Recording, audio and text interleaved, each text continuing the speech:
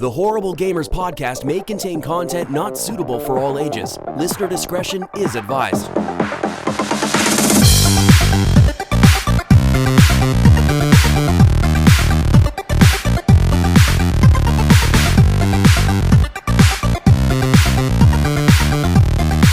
Welcome, ladies and gentlemen, to Horrible Gamers Podcast, show number 496, being recorded on August the 18th, 2025. I'm one of your hosts, Jesus Gonzalez, also known as Jesus Walks Up. Today I'm joined by my co-host from the West Coast, the best coast, Gunny Chief.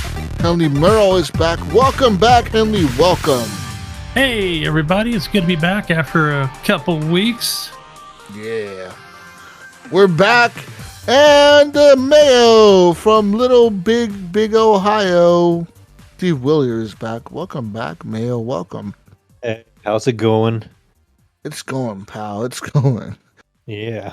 Yeah, thank you for joining us. And thank you, Gunny. And thank you, listeners, for joining us today. We are on the X at _Horrible Gamers. You can leave us a review on Apple Podcasts, on Spotify. We see those reviews and we appreciate them. You can also share us with your friends and family. We appreciate that the most. Horrible Gamers Podcast Community is our group on Facebook. You can join that group by finding our page, Horrible Gamers Podcast. It is a closed group, so anything you post in there stays in there, but the best place to join us is, of course, on Discord. Discord link is in the show notes and in the group and on our website, horriblegamers.com, where you can find all our shows. Yeah. And wherever we're played at. I mean, there's like almost 500 of them. 500 episodes. Yeah, coming up. I was thinking about that today. We're getting close. You know, there technically is over 500 shows because of all the extra shows that we used to do, and I posted all those to the feed. So technically, there is over 500. But yes, we will be reaching the official number 500. And of course, probably at least 10 or 15 that were lost. There's been a few that have been completely lost. I know there's been one. There's been more than one that we've recorded completely, and we've had to delete just based on the audio issues. Or like one time, me, Brink, and Andrew did a show, and we never posted that show, even though it was a good show. We posted it. Andrew was a guest. It was me and Brink and him. And we did the whole show, man. And at first, I checked the recording software. It was going somewhere in the shuffle in between us starting the show and recording, and whatever, me checking. The software shut down or something, or stopped recording. And I didn't notice it till it came to the end of the show and we were done.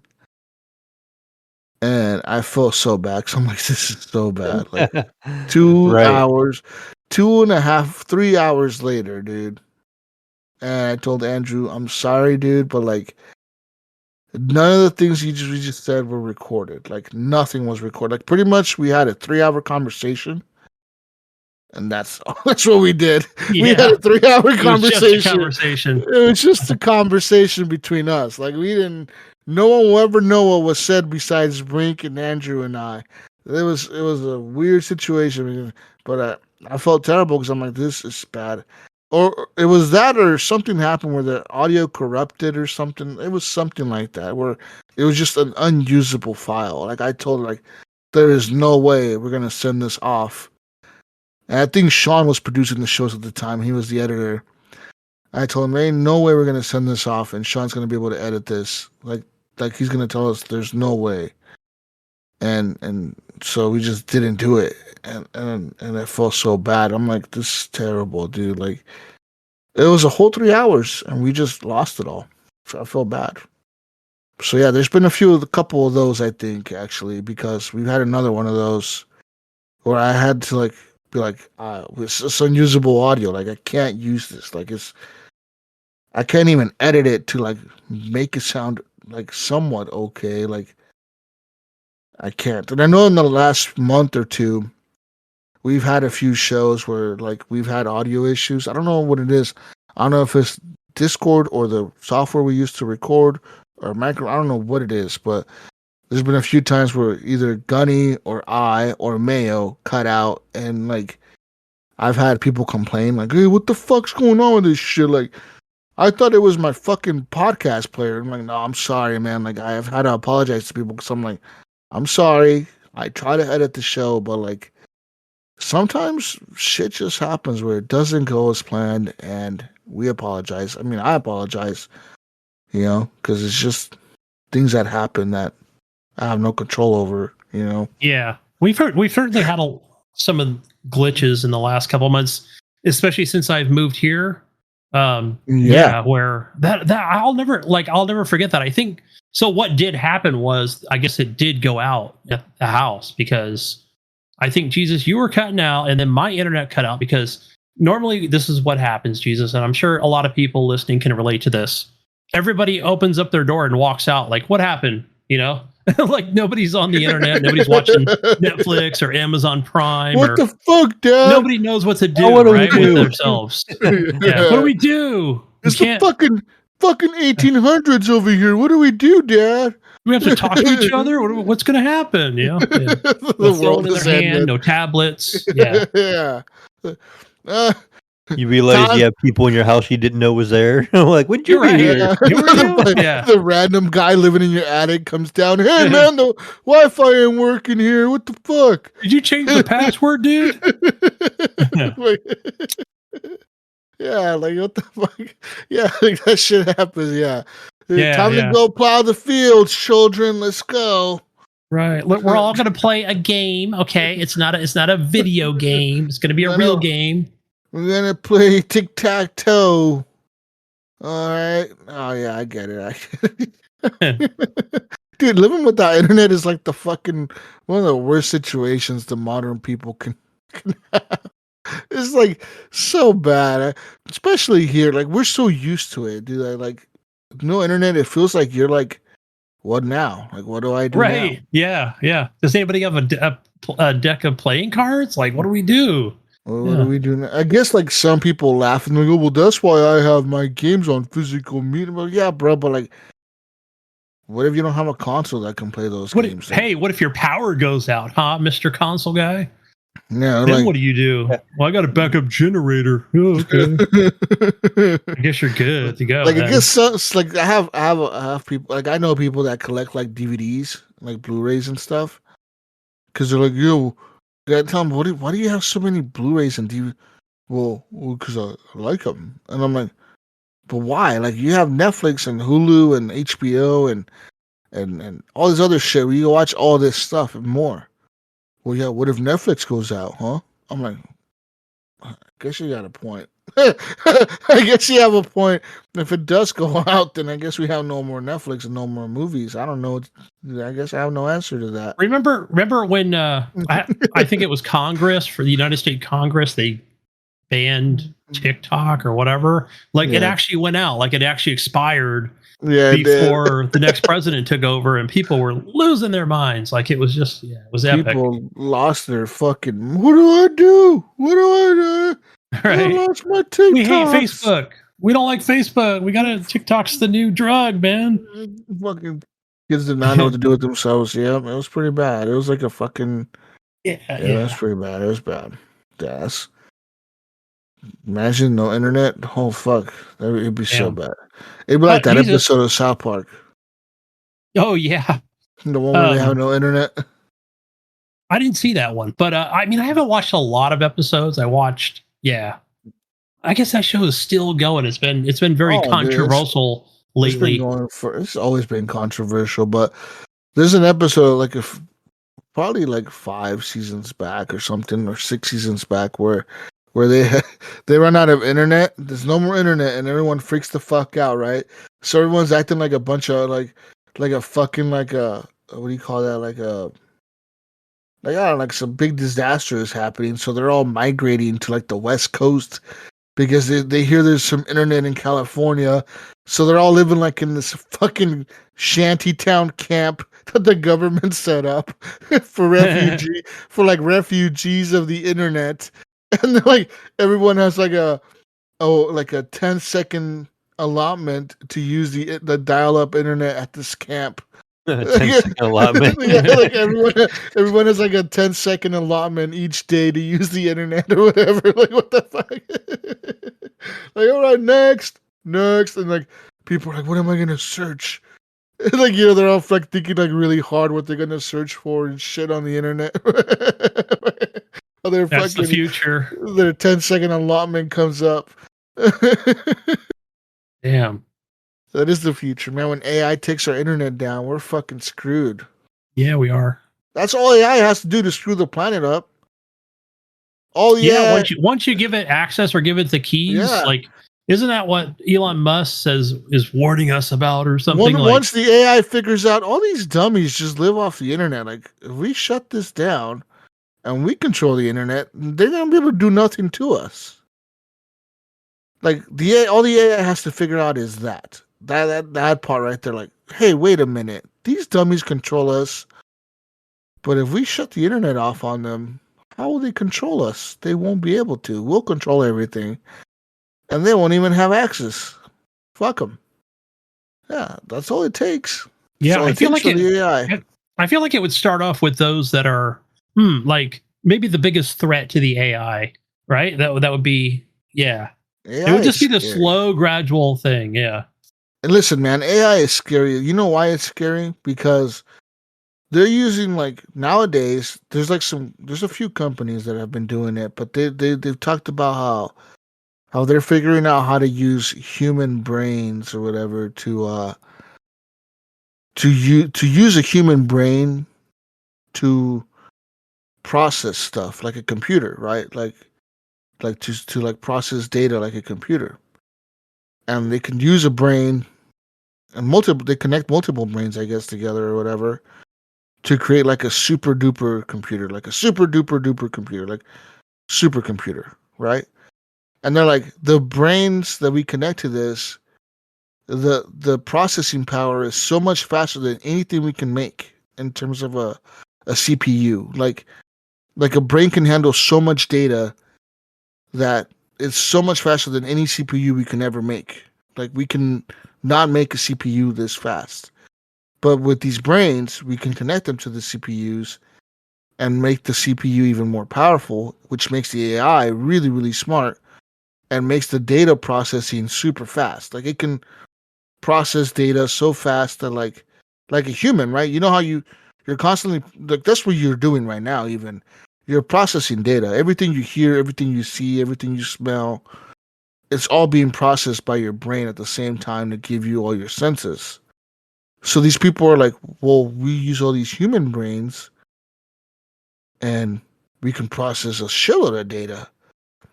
But these companies, right? The problem, the gray area here, Gunny, is, in my opinion, is the following, right? If you are you, Gunny, right, and I am me, but all we really are is our brains, right? That's who we are, is our brain. Because we're really just our brains connected to like a body that's bones and flesh and whatever, right? Like, that's us, right? Like, as a being, we're connected to this body, but really we are our brains. So what happens if, say, you donate your body to science, or you're an organ donor, and they take your body and they rip your fucking brain out and they stick it in a computer because they're like, Gunny donated his organs, so we're going to rip his fucking brain out and stick it into this computer. Is a part of you, Gunny, still alive in that computer? If they're using that computer to process info, is it still alive? I would think so.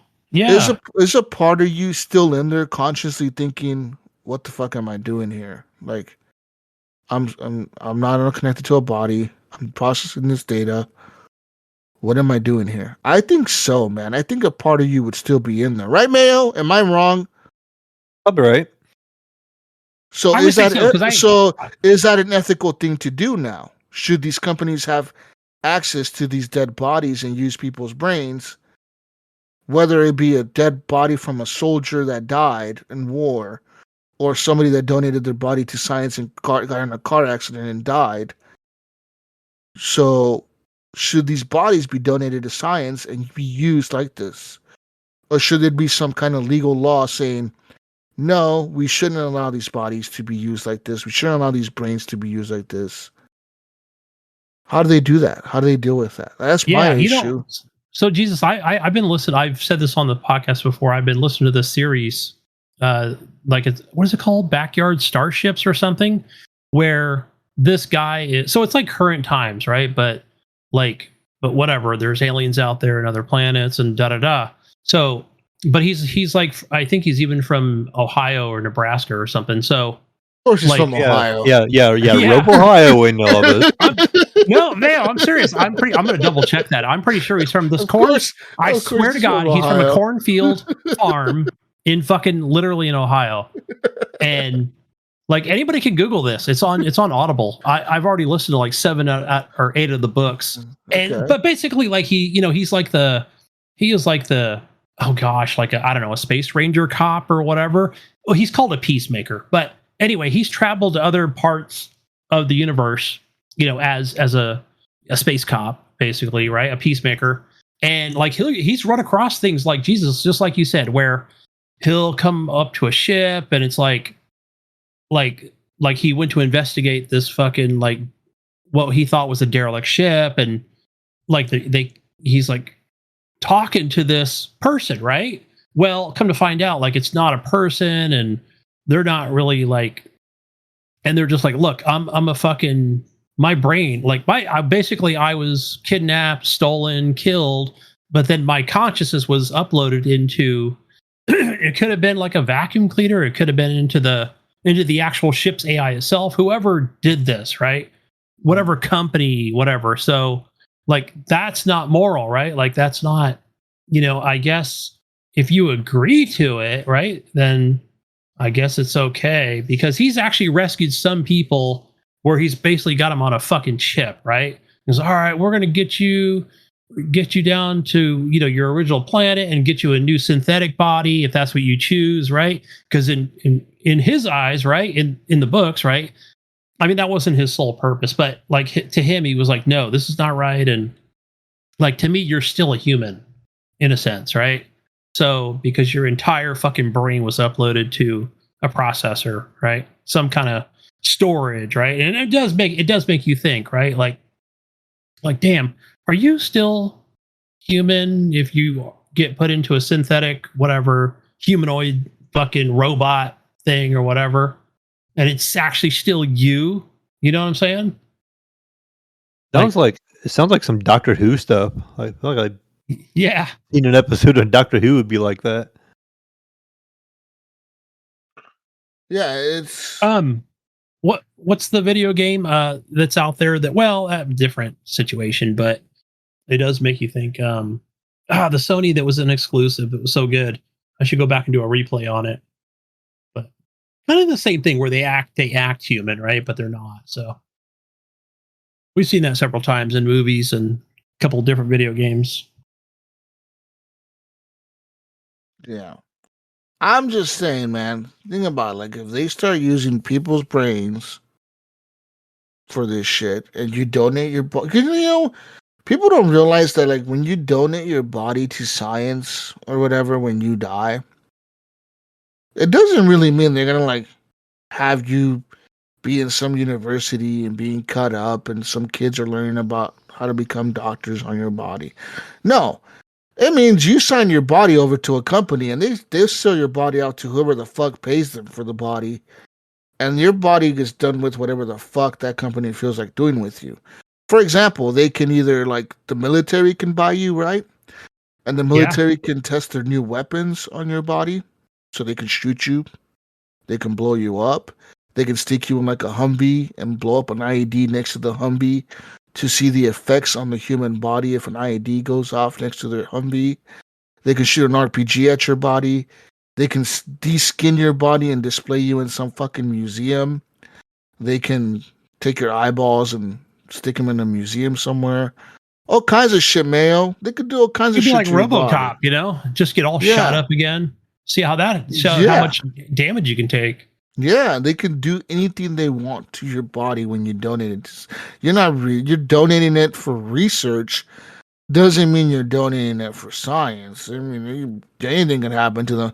We want to see how sharks eat people. So they throw you in the fucking water and fucking, you know what I mean? They'll throw you in the fucking water with a bunch of sharks and have them attack your body. I don't know, like that's what research is. They're researching how the sharks attack bodies, or humans or whatever.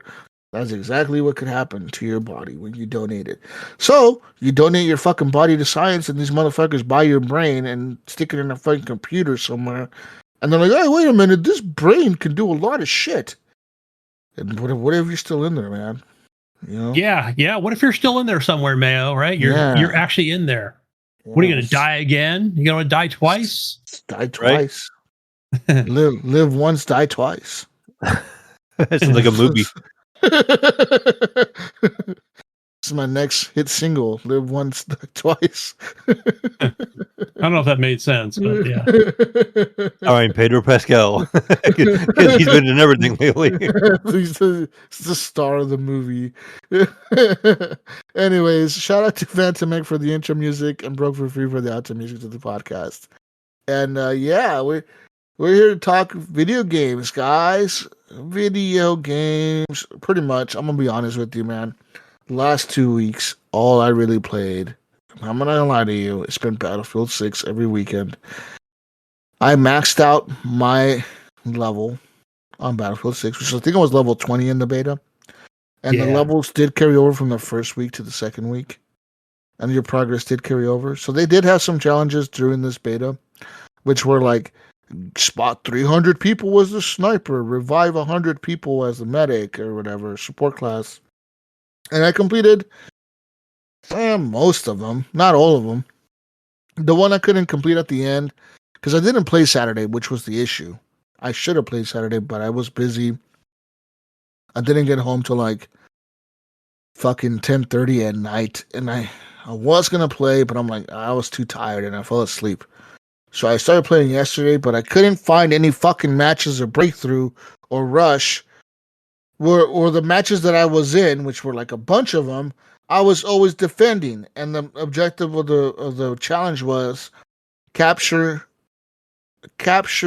or arm 15 objectives in rush or breakthrough. Like you have to capture the sectors.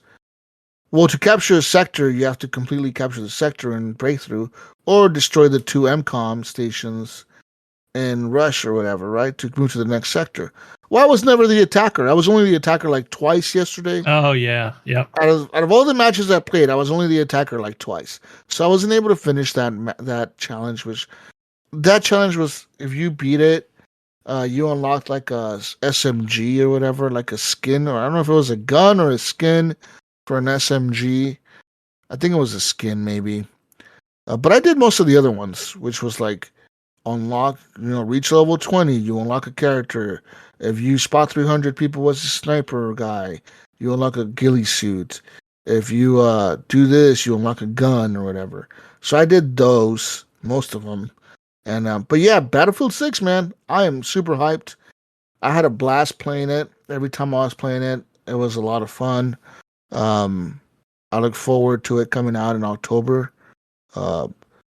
People were complaining that the maps that they showed us were pretty small, which I guess they kind of were, but we have an article about that, Jesus, about there's a reason for it, and it's not the final product. They're going to be a lot bigger. So I'm not worried about it. I'm more like whatever, like the fucking like whatever, like there's going to be big maps, and I think eventually they will add more maps, and you can create your own map. This people don't realize in this game that this game, they pretty much announced that you have like a forge mode like in Halo where you can create your own Battlefield map and use that.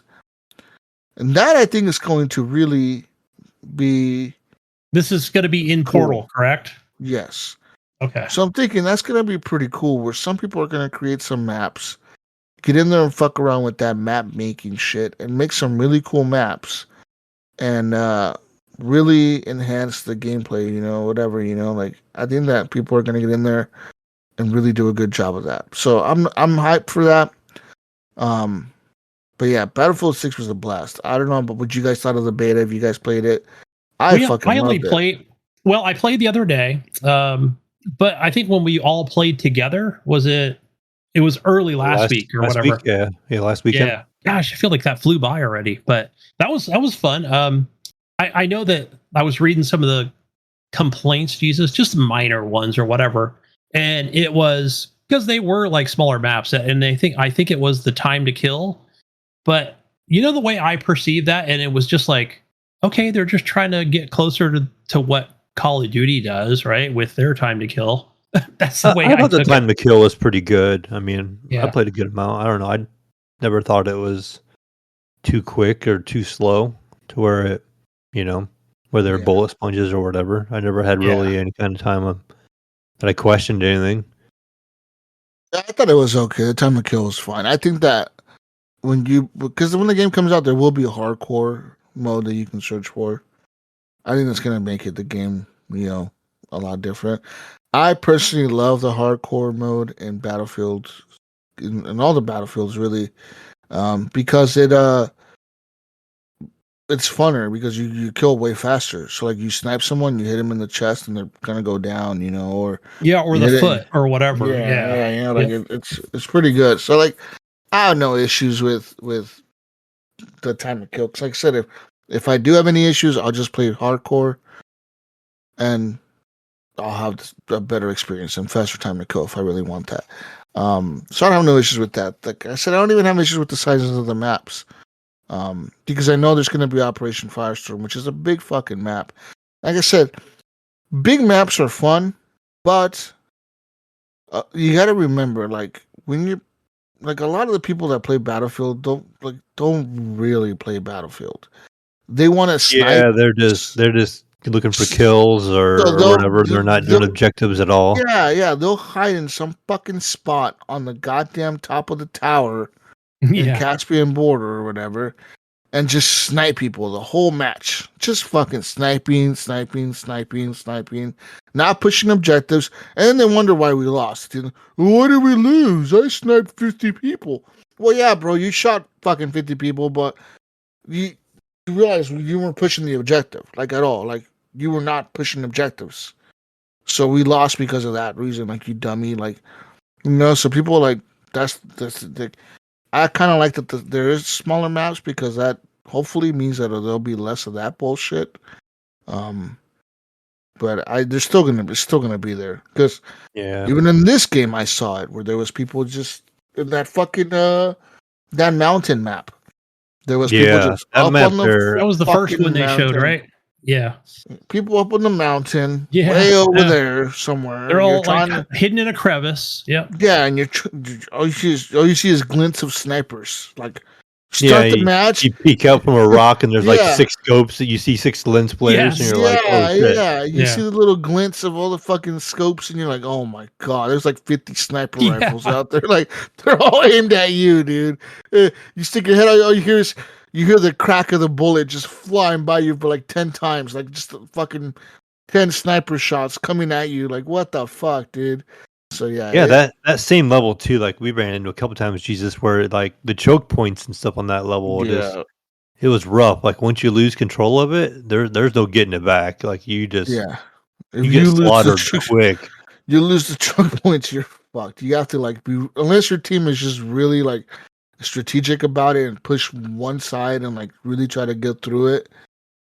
They use a lot of smoke. Like you're gonna have even then you're gonna have a hard time getting through. So yeah, like you're right that some of these levels I feel like are really like especially that mountain level was brutal, man. Like there was so many one-sided matches on that level that I had, especially on not really Conquest sorta, but mostly in Breakthrough, man. Breakthrough there was a lot of one-sided matches where like we just could not get through the objective. We just couldn't. Like, I would push the objective, get up there, die. Get up there, die. Get up there, die. Every fucking time. Like, no matter what I did, I would pop smoke, fucking throw grenades, pop smoke, throw flashbangs, shoot grenades, fucking get up there. I'd crawl up there, belly crawl up there. I tried to do everything, dude. Yeah. Couldn't get to the... I'd drive a fucking tank up there, and then I'd get blown up right away. I'd do everything I could to get up there, and I just couldn't get up to the objective just because there was so many snipers, so many engineers, that would take out our tank right away. It's like 50 sniper rifles that would all shoot you at once, and then like the 15 dudes that were up on the rocks, just shooting everyone that got close. Yep. Yeah. So it's like, oh fuck, this is ridiculous. But I'm finding it to be a lot of times where like I just die like a ridiculous time from like a tank. Like it's like how they even like obviously that you're getting marked.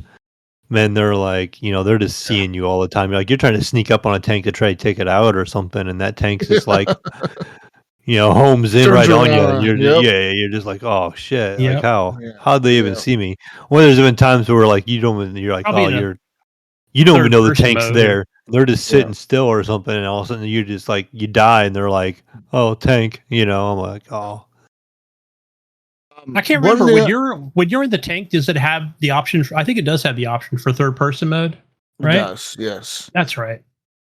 See, that's also why I like hardcore, because in hardcore, when you play hardcore in Battlefield, you're stuck in first person mode. Whether you're in a jet, helicopter, or a tank, you can't go into third person. So you have to really rely on your gunner and the people around you to be marking people. So it makes tanks play. When you're playing in hardcore, it makes the tanks, what do you call it? It makes them more deadly, of course, because they could just kill you right away. But it also makes them more vulnerable to where if you do start sneaking up behind them, Mayo, and they're only focused on the front, and you get behind those fuckers and put a C4 on them, they're dead. You know what I mean? Like, and you start shooting RPGs at them and hit their weak spots, they're gonna go down pretty fast. So yeah, I kind of, that's why I like hardcore, and that's why I plan to really only play hardcore when Battlefield 6 comes out. Even in 2042, I always only really play hardcore. I don't like. You don't know how many times like I try to go at a tank or something like that. If I had like a rocket launcher as an engineer or whatever, and as soon as you would peek, they would just shoot you. You're just like, holy cow! Like they just had the whole sector covered. Yeah. Yeah. And I totally forgot, guys. And something we should mention is you actually get a little health. What am I thinking of here? Like a first aid, like because that was not in. Oh, in the like the assault class. Yeah, I don't know. I guess is it just the assault class that has that, like where you can actually heal up. I think they all have it. Yeah, they all get a little health thing, but like the assault class has like a stim. It's like an injector, right? I totally forgot about it. That's only for the assault class. Yeah, the assault class has that injector, but I feel like a lot of people throw ammo packs and health packs down pretty often, so I don't think that was an issue. Like I said, the main issues I had were, of course, getting into the choke points. Like I said, some of these maps really need to be. I don't know if they need to rework them or like just add one more lane. At least. Because that mountain map was bad. Yeah, so I watched. I think I was at work. I don't remember, but I watched Destin Legary or whatever. Like he's like, "Oh, guys, I'm playing" or whatever, and then that mountain match or whatever, and he was fucking one of them. He was one of them that got up there with like 6 other dudes, and we're just sniping everybody as they spawned on the other. At the object, at their fucking whatever, Bravo or some shit. And it's like, dude, everybody's just getting them right at the spawn, Yeah. So of course they all had to go back to fucking A and then have to run forward, and then 6 dudes would just pop everybody off, It's crazy. Don't get me wrong. There was a few times where I would be sniping, but I was like on the city map, the New York City map, which was a pretty decent map. And that map was pretty cool because there's like a big building where the objectives are, and there's a sky bridge between the objectives. So I would be up on the building, and I'd be sniping down at the dudes that were coming up the street. But they would have killed me every once in a while, But then what was really cool was if I knew one of the objectives fell, I would fall back to the other building, and there was a sky bridge connected to the 2 buildings. So there's a sky bridge in between the buildings, and if you put C4 on the sky bridge. You put C4 on all the pillars on both sides, you could take out the sky bridge. Like, you could just fucking blow it up, and the whole sky bridge comes down. So it deletes that pathway for the enemies, when they take over the other objectives. Instead of just going across the sky bridge, now it has to force them to go on the ground and attack your building from the ground from across the other way, which was really cool. I'm like, that's fucking cool. Like being able to create these choke points or these like, you know, knowing you took out a route for the enemy because you blew up a bridge. I'm like, that's fucking cool. Like that's Battlefield right there. Like being able to destroy shit and say, okay, now these fuckers can't come this way because I destroyed this fucking bridge or whatever, or this part of this building, you know, collapsed because I took it out, because I fucking said, fuck it, let's take it out, you know? Yeah. So what do you think about the destruction in this one? I like it. I think I'm pretty happy I like with it as well. Yeah, I like how it's not like this complete leveling or whatever, but like at least like you can still get to the, you know, the third floor, the fourth floor. You could do a lot of destruction. Yeah, it gives me a feel of like Battlefield 1 Mm-hmm. in the terms of destruction. Yeah. And the way the maps on the beta were, because like the town maps, you know, like the buildings have walls that are missing and everything's crumbling down and you're running across the rubble, you know, and you're like trying to get through and you have some openings you can get through and stuff. And you can see the open floors on the side of the building where the whole wall, you know, is gone. Or like, you know, you're on the second floor of a building and you want to blow up the staircase, you can throw C4 on it and blow it up. Now people can't get up to you, you know. But then someone could just shoot a fucking rocket at you and then there goes the whole building. Like, oh fuck. Yeah. Right. You know? Yeah. And I've had a few of those moments where I was in a building, you know, whether I was using it to shoot down at people or camp it or spawn in it or whatever. And all of a sudden you hear the rumbling and you see the screen start to shake and you're like, oh fuck, I gotta get out of this building, and you're trying to find the exit. Like, oh fuck, run. You're trying to get the fuck out, and then the building falls on you. You're like, oh man, I couldn't make it out. Yeah. That was some cool moments that I had in the game where, you know, or you know, you see the enemy from across the way. They're all on these windows, and you see all these snipers shooting out these windows, and you're like, you know what? Fuck these guys. I pull out an RPG and just shoot the fucking wall, and just see the wall come down in front of them. I'm like, yeah, that's fucking cool, dude. Because you're now exposed to all these guys. That's fucking cool as fuck. So I've seen some crazy cool moments. Crazy stuff online with like the mines. Like how you can attach it to a vehicle and then drive the vehicle in and then just blow it up to take out a tank or whatever. Yep. So that's there's just a wild. lot of, that's just Battlefield, right? I've seen that. Yeah. That and the C4 thing where you throw C4 on your Jeep, you just fucking load it up with C4. Yeah. Drive that fucker right into the enemies and fucking blow it up. That's totally Battlefield right there, man. Like suicide yourself, try to take out a tank. I mean, that's all Battlefield shit right there. And I love it. I fucking love it. I'm looking forward to it. Some of the movement was pretty hectic though. Like some of the because they have the Omni movement, I want to say, that Call of Duty has, you know, where you can lay down and go 360 and spin around really fast and all kinds of shit. So they have all that, kind of the same movement as Call of Duty.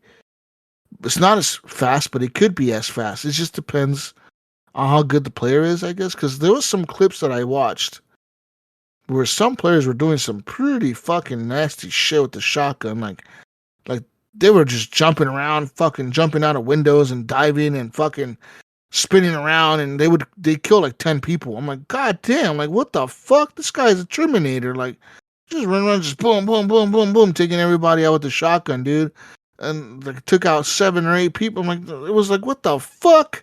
How did none of these guys were able to shoot him? Like all these guys were standing right there, and none of them were able to shoot him. This dude was just spinning in circles, like just shooting everybody, like John Wick or something, dude. Yeah. I'm like, what in the fuck? But so there is some cool like shit like that, but I guess the player on the receiving end would be really pissed off, and I get why some people would be mad that this movement is possible in the game.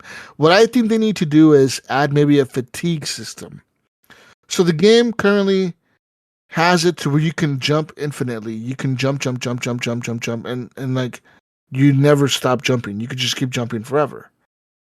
What I think they need to do is add a thing where if you jump twice, you can't jump for like 3 seconds. You know what I mean? Like give it a little fatigue system where now you, like, if you bunny hop twice, you can't bunny hop again, you know, for like 4 seconds or 3 seconds. Just make it long enough.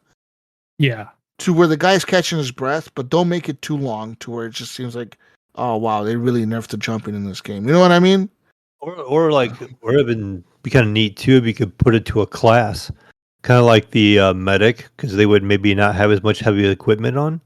Yeah, And they yeah, maybe they would get like a third jump or something, and then the assault yeah, class would get like one because they're wearing, yeah. heavier gear or something like that. Or the machine gun class can't take. They're carrying a big ass machine gun, so they can't jump Maybe as they much. can't jump at all. Yeah, they're Yeah, carrying a Gatling gun. You can't jump. Exactly. yeah. Yeah. Because I mean, yeah, like some of the jumping was a little too much, but I said I'm sure they're gonna listen to the feedback and tweak some of the areas. Also, I was able to get on top of the map on Cairo, which was an exploit that Was that the like one that I was with you at in Brink? yeah, we were on Yeah, top of it, yeah, yeah. and Brink is like, what the fuck? How did and I was like, yeah, I you can get saw up it. I there. saw that online, like right before we did it. Like, Yeah. but I didn't remember like the process. And yeah, It was a process to get up there, but once you're up there, you put a beacon up there, you're always up there, and that's what we did. And like that's a dirty trick, like because it's only a one-sided thing, really. Only one team can do it, you know, based on where you spawn. Kind of, you can do it, and I think the other team can do it too. They just have to do it a different way. I don't know how to do it from the other side. I only knew how to do it from one side. I think they need to nerf all that. So hopefully the DICE team is looking at those videos and they're like, all right, motherfuckers, we're watching these videos We and we're see gonna you, see Jesus, over here, you we cheater. see how you got on top of that fucking shit. We're gonna nerf that. We're gonna block that pathway off, so you can't get up there anymore. I'm thinking they will. They have to just do a little bit of changes to the terrain to block that, just change the terrain up a little bit and you'll be able to block those sections off. Because there was only like two ways to get up there, 2 or 3 ways to get up there, and all they need to do is change up those buildings a little bit. Where okay, maybe this but it building, almost felt like it was on purpose as well. Like we were talking about that too, yeah, because like they had like a rooftop with like a ramp off of it, and you're yeah, they like, had all these oh, ramps, okay. yeah. So I mean, I get it. It could have been just assets they were using, like oh, we just had these assets of these ramps and we just put them on the rooftops or whatever, and I get that, but either remove the ramps. Like I'm sure they're gonna remove the ramps and some of those buildings won't be crumbled the way they are. They're gonna be like, oh, this wall can't come down because people jump on this wall that's broken, and then they get up there, or they're gonna just take that whole wall out. Like, okay, we're gonna just rip this whole thing out. People can't get up there now. You know what I mean? So I think they're gonna definitely, hopefully, patch all that. So yeah. So there were some exploits people were using that hopefully get patched. Which I think DICE will, because I think DICE is really taking the feedback from the people in this one. I think they're really looking at it, and hopefully they actually listen. Because if they don't make the changes they need to, people will be mad, and people will notice like, hey, you guys didn't patch this like we asked. Like we're Yeah. Well, they telling felt you, that they felt that on 42, right? Like, yeah, yeah. And I'm thinking people are gonna be mad. People are gonna be like, you guys ain't listening. What the fuck, Right now, the consensus is it's a great game. It's gonna hopefully be really good. People are liking it. It feels like Battlefield 4 and 3, and to me, it feels like Medal of Honor. If you guys ever played Medal of Honor in Mhm. 2012 or whatever when they came out, the last Was one. it? Was it? Oh no. Was it Warfighter? Because I played Yes. Airborne a lot, but I never played No. Warfighter. No. Warfighter. Yes. Warfighter. The I still modern have that ones. disc, brand new. Those games are so good. But if you played Warfighter, this game feels like Warfighter, like the same graphics and the same kind of shooting and movement, with a little bit of the Call of Duty movement, and with the mix. So it's Medal of Honor with the little Call of Duty movement, but like like a little bit of Battlefield 4 in it. Like you can feel like different influences of the different games, and it makes sense because EA does own Medal of Honor. They own that franchise, and then they're the last ones that made it. So it would be, you know, fitting that they would go back and look at their shooters and be like, hey, like this shooter here, we have this. Let's use these assets. Let's try to use this tech. Um, But they also seems like they learned about Battlefield 2042 not having destructibility, and they took that, they ramped that up quite a bit, but not too much to where everything's destroyed. Like you said, Gunny, like it's not Battlefield Bad Company where at the end of the match there could be no buildings left at all because everything got completely destroyed. Like, no, it's not like that at all. So I like that fact too. But yeah, I'm excited, really excited for this game. Like I said, the consensus is good, but a lot of people are still saying don't pre-order. Because I'm still seeing a lot of that. I'm still seeing a lot of the comments on because social media, YouTube. People haven't. I don't think people have forgot 2042. Man, 2042 had a really good trailer, hyped as fuck. People were hyped. I mean, I was hyped for that game, and then it came out, and it wasn't what we thought it was gonna be. And I mean, it was a okay game, and it got better over the years. They really did a lot of work on 2042 to where they made it a lot better. You know, now it's a lot better than it was at launch if you haven't played 2042.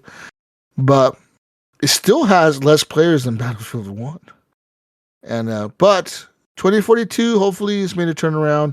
I know that just this week they received a new patch for 2042, which I think is probably their last major patch for the game in terms of content.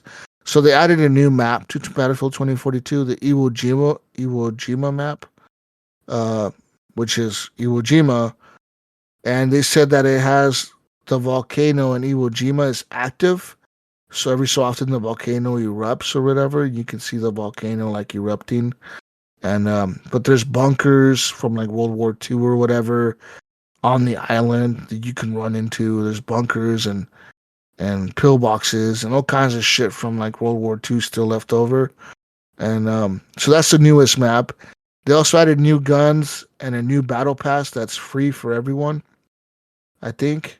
So there's that. So I guess they gave us something to do while we wait for Battlefield 6, right? They're like, okay, fuck it.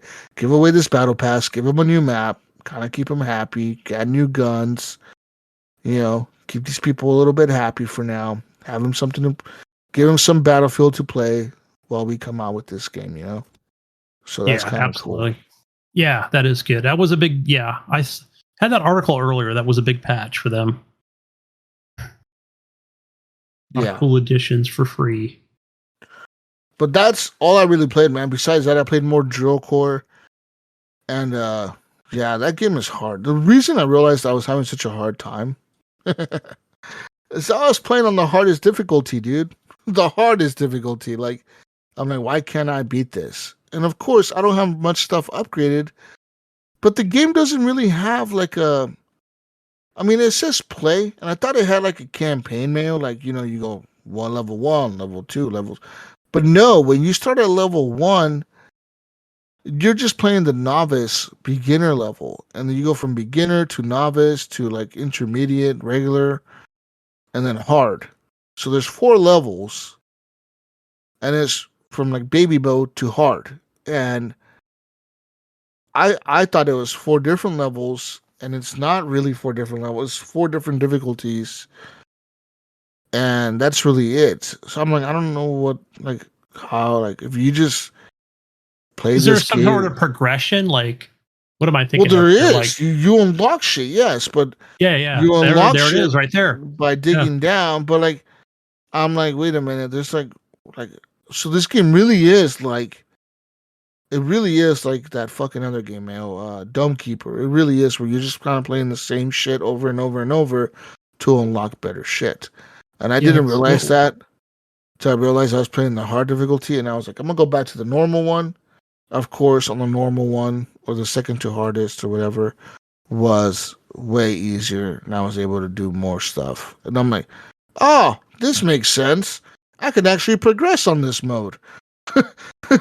So I'm like, okay. So I play a little bit more of that. And then I'm stuck. I'm like, I gotta go back to Death Stranding. I'm not gonna buy Mafia 2 or Mafia, whatever the fuck it's called, the old people's Mafia. the old people like Gunny. Yes, I'm already. Yeah. I have a lot to say about that. Jesus, we talked about it earlier in the week. Mafia Boomer. I'm not buying that one yet. I'm waiting for it to go on sale. Siddiqui's has it right now for like $40, but the original was $50. I'm waiting for it to drop down a little bit more. And then there's more shit coming out. There's like it feels overwhelming, dude. Like it really does, guys. I'm having like what do you call that? Like I'm having paralysis of like too many options. Like I can't make a choice. Like what the fuck are you am I gonna having? play? Are you? Is there any FOMO in there as well with Mafia? Like, is like okay, maybe I should buy it, even though I don't have time to play it. Yes, because I love the Mafia. I love those games. Those games were like, I fucking love those games. I love the Mafia games. I love the Godfather games on the Xbox, the original Xbox. Those were dope as fuck. I love all that Mafia shit. I love Mafia movies, man. You know what I mean? Like, they're cool as fuck to me. Like, Mafia shit is cool. I grew up in Vegas, so like a lot of mob stuff was shown to me as a All kid out New in Vegas, Vegas. baby. You know what I mean? A lot of mob stuff is shown to kids in Vegas. So like, it's a lot of mob shit that I fucking watched as a kid and growing up, or like watching all that shit and the games and playing all these games. I love the series. I'm just like this one. I hear so many bad things about it that I'm like, I don't want to pull the trigger. It just feels like too much. Like I knew it was gonna happen. I knew it. I'm like, because even watching the preview gameplay that I watched literally 1 minute of it, and I was like, this does not look good. This does not look decent. I was watching Gunny play it before the podcast, and it looks, very, very linear, but it looked entertaining enough, but it does look very, very linear. Yeah. And I don't mind it because in reality, a mafia story has to be linear, right? Like you can't, like how are you gonna have a mafia story with like it being open world? Like it really doesn't work, right? Like I don't know, Jesus. I think Mafia 2, they handled it pretty well. But it wasn't really open world. It was just open world, like fake open world. There's nothing to do in the open world. You buy outfits, you wash your car. Like there's nothing to do in the open world. Open world doesn't work in a mobster game. Like it has to be like. You couldn't do something like GTA though, with like missions in that open world. No, not. I mean, kind of yes, but not really. You could do it at your own discretion, like when you wanted to, or with what equipment. As a mobster, do you have your own discretion when the boss tells you, "Hey, man, I need you to go kill this fucking guy. He's gonna be at the barbershop at 5 p.m. on Friday." Oh yeah, well maybe I'll do it next Friday, boss. Fuck you. Like I don't feel like something like that I could see, but like you know what I mean? Maybe you could change it up on the way. Like you're on the way there, you could stop and do something or do a quick side mission on the way. His time frame, it just kind of holds the mission. I guess in a game you can make it hold the mission, but like it just doesn't make sense in a mafia. Like in a mafia story, it's very lean. Like mobster stories, movies even, they're very like, okay, you kind of know the gist of it, right? You join the mafia and somehow shit goes bad, right? Like either someone betrayed you guys or you're the one betraying them and shit goes downhill because there's a lot of betraying going on, right? A lot of backstabbing, a lot of motherfuckers trying to take out the boss. You try to kill the boss tries to kill you, or you're trying to snitch on someone or something happens. This is so like really, how do you do open world? Like I mean, I guess you kind of try to copy GTA, but you're just never going to be as good as because people are just going to compare you to GTA. Oh, yeah. Well, that's what I do automatically. Like the one I did play, I had a little bit of GTA feel to it. And I was like, oh, this is just like another GTA game, but it's a mobster theme, and I didn't really play it a whole lot. Yeah, so I don't know. I mean, whatever. Gunny, tell me about Mafia, I guess. Let me tell you about it because, of course. Yeah, and I'll just start off by saying that I have no complaints to the fact that it's not open world or anything. Like I knew it was going to be a linear experience, and there is a map, like it, and it shows you, hey, you can. This is kind of where you need to get to, like because there's, you're in fuck. So basically, you're in early Sicily, Italy in 1905 or whatever. So, all these dirt roads, you're driving, horses and cars here. These old time fucking cars, which are pretty cool. They handle pretty well. So yeah, starting off, it's like, you're playing as this guy named Enzo, and like he's working in this mine with his friend in the sulfur mines, and some shit happens. I'm not going to spoil anything. Try not to. And some shit happens, and basically you end up at this fucking mafia boss's house, and his name's Don Torrisi.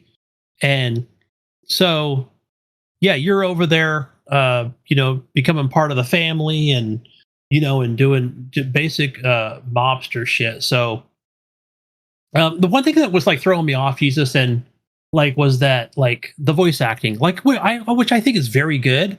But it was like the way Enzo was talking. I'm like, what the hell kind of Italian is this? I've never heard. It sounds like he's got a Czechoslovakian accent or something, or even like damn it, Jesus! I always forget this, especially on the show. What is the only Spanish speaking country in South America? Portugal. Brazil. There we go. Yeah, Brazil. Thank you. So it's got like, and I was thinking like, what the fuck, right? So, and I didn't know that like that Sicily's like an island or some bullshit. Like it's not even in the main Italy. So yeah, it's an island.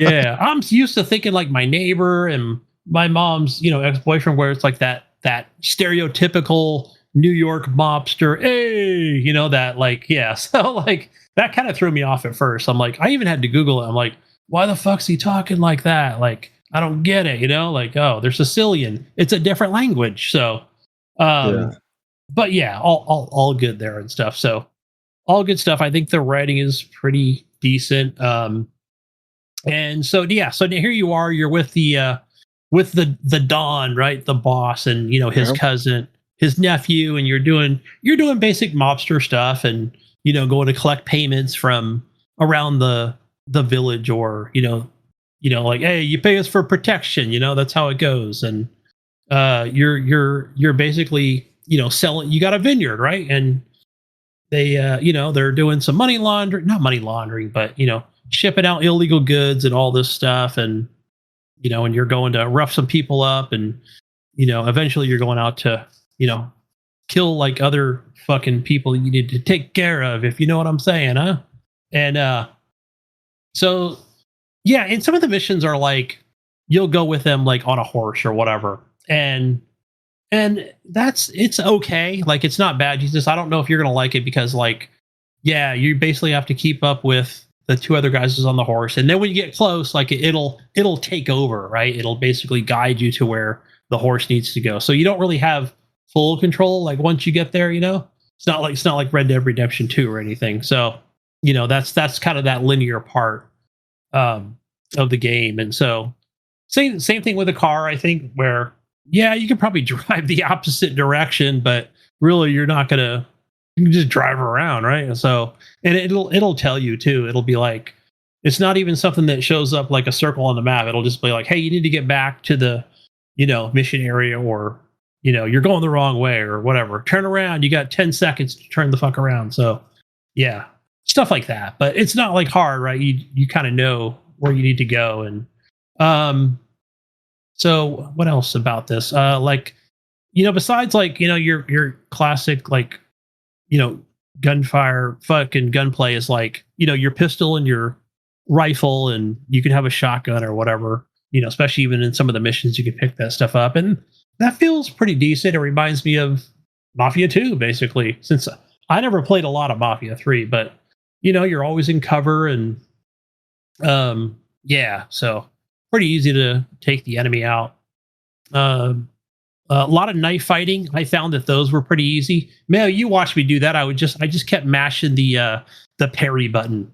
Yeah, it looks like the old good old block, block attack kind of thing. Yeah. It was like, well, it wasn't a block. It was more of a dash, right? Like is basically what it was. Like you were just kind of dashing out of the way, and that's when they're coming in for the heavy strike, but really you just kind of want to mash the X X button. I bought it on Steam, so I'm just playing with my Xbox controller. So yeah, and then like when they would do that, and then it's just like press RB to do a thrust or a strike, which would do like equal damage, and it'll show like their health bar or what have you. And occasionally it would go into like a little cutscene, and like or even like a little quick time event or something, but not every time. And so yeah, like some of those missions, one of them particularly today, you were watching Mayo, like I was like, oh man, this reminds me of something from a 007 game, playing back on the Xbox 360 where, you've got to chase the enemy, like, over, rooftops and, a lot of vaulting over things and running and, stuff like that. So, all that felt pretty good. And so I don't know. I think the story's it's okay, Jesus. I think you will like it. At first, Jesus, at first I was like, I don't know about this, like I didn't watch a lot of reviews or see a lot of scores on it, but I just wasn't impressed with the whole the first fucking 2 hours of the game, where I was like, I don't know if this is gonna be good. But it's weird. Like I was looking at some of the Steam reviews or whatever, and they're like, beginning sucks and the middle is awesome. I don't know. Like, wait, I don't know. I'm finding an opposite experience here. So, I guess each his own, really. So, but yeah, I'm probably 8-9 hours into the game now. So, I should get this finished up pretty quick because I think the main story is 10 hours, 10 to 12 hours. Yeah. So I'm almost already there. Yeah. Okay. But yeah, but there's a little, I'll say this, like there's a little bit of romance in the game. It's not like it takes over or anything like that. I think it's cool. Like it's like, okay, this is good, at least it's showing like, how do I put this? Like, it's just showing like how Enzo is like not who he was before. Cause he was just okay, they're calling him a Caruso, right? Which is like a minor boy, right? They're like, not bad for a minor boy. Like, you're winning races and cars and, you're one of the best fucking horse riders in the fucking all of Sicily here. But, yeah, like it's just showing how he's, coming up in the family, the mafia family. So yeah, all good stuff. So again, I don't want to spoil anything. The other thing, I'll just back up for a minute.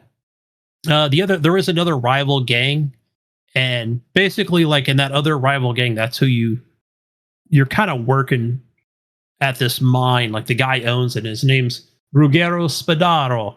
And you'll run into him a few times, and some in cutscenes and stuff, and all that stuff. I think you'll really like, Jesus. It's just like where these two dons are fucking coming to the to the fucking table, to fucking try to, what do you call it? Like like basically like, hey, settle on some land or a fucking winery or distillery or something, like try to make peace, basically, right? Is what, no more bloodshed, so that sort of thing, and that stuff's all, I really like that part. So I think you will too, Jesus. All right. Good stuff. Music, So, it's not do you there. say get this game on a sale or get it at full price? What are you recommending? Yeah, I'm gonna say on sale. I still feel like I don't know, like it's still not worth the $50 that I paid for it. So it's definitely not Game of the Year contending, but yeah, I say just wait, Jesus. So just wait. Oh, that doesn't sound very good, Gunny, but just wait, It looked pretty decent what I watched him play. I mean, it looked like a good $40 game, in my opinion.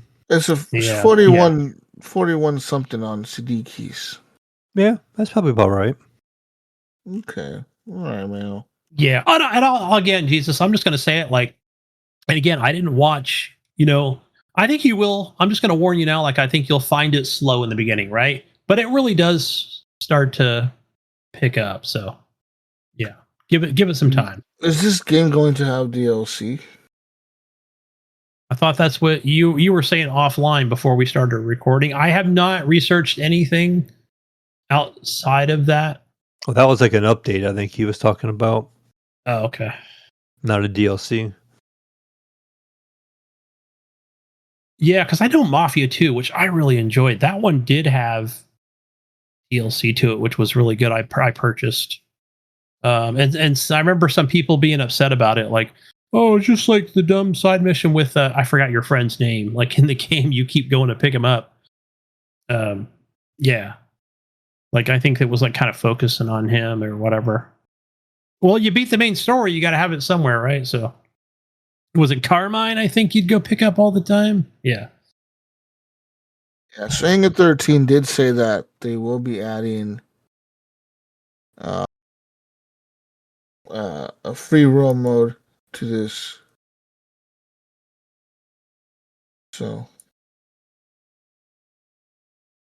yeah.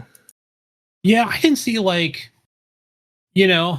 I'm trying to think of what would they. I guess what they could do is they could probably do some sort of fetch quest where, like, hey, you've completed the game.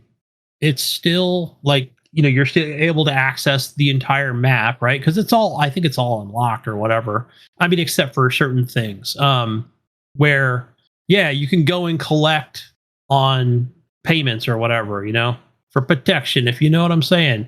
Maybe go run some some illegal booze or something, or some contraband or some shit and bring it to the dock, or without getting caught. I think could do stuff like that. That would be cool.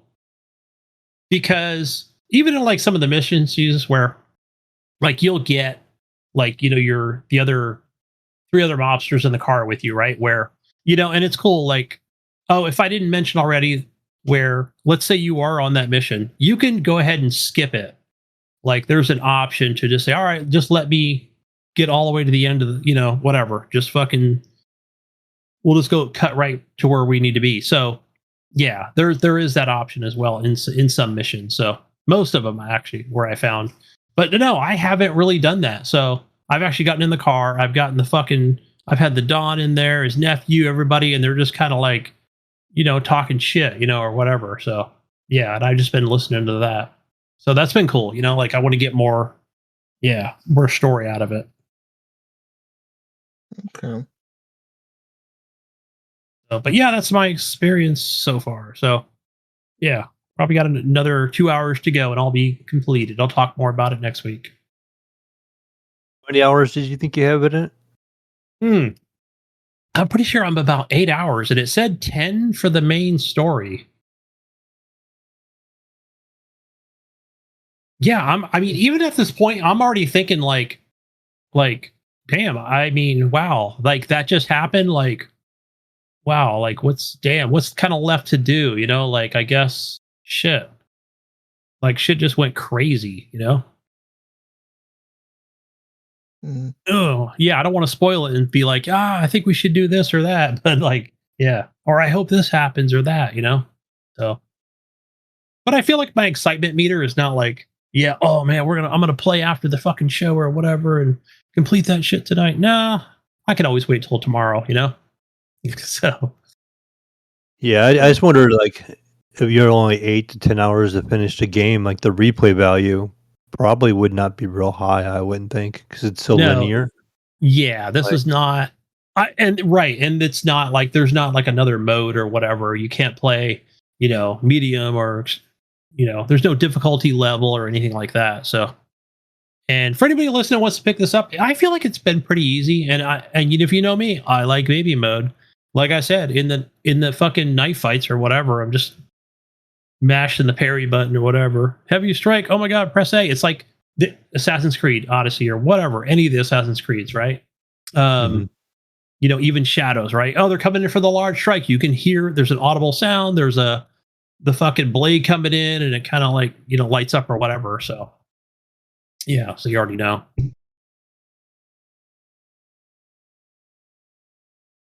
Interesting. Yeah, I mean, like I said, I thought it looked fun. I mean, it looked entertaining enough when I watched you play. But like I said, maybe it's a pickup when it goes on sale. Yeah, that's what I recommend. So I don't know. You be the judge of what I know, Jesus, I told you, don't do it. Play some other games. But yeah. Yeah.